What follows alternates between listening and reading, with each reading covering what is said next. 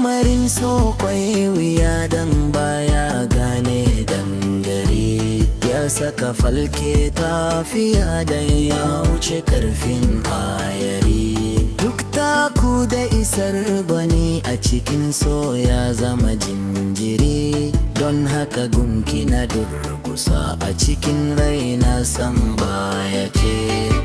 Zance wanda nake bida in har zan so na ji na kine, ke ce wacce nake tunawa indan samu sukuni ne. Lallai yadda na zurfafa a cikin so wannan sirri ne, shi ya sanya ake ganin duk na rikice a saboda ke.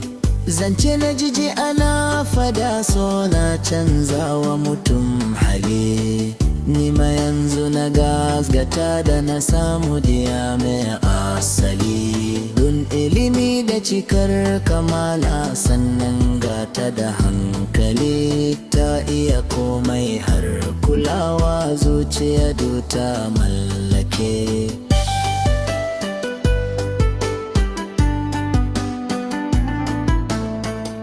Dukka kulawa ni zan baki, ban so ki nisa da ni, yadda na sake a zuciya zan so ni ma ki kula da ni. Ke kika yi mini tallafi a cikin so na zamto gwani, don haka kome za a ce soyayya ni dai sai da ke.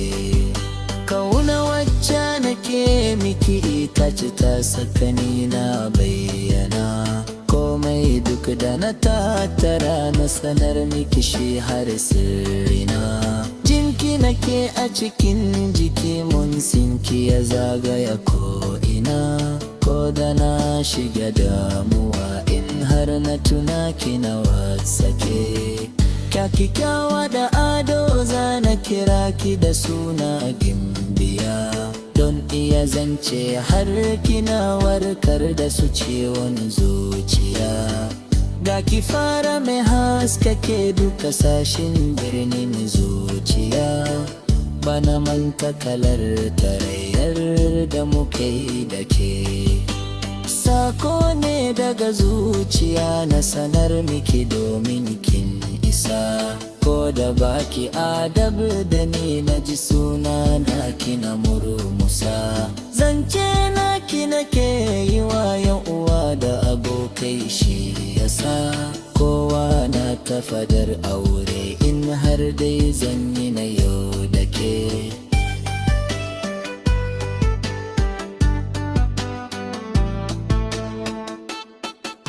Ga hannu ki rike ki sani a gurbin zuciya, sannan kini ne tallafi na zamuni ne lamba daya. Kin ga rashin ki a zuciya kuka zai rufe idaniya, fata na ki rike alkawarin so wanda muka yi da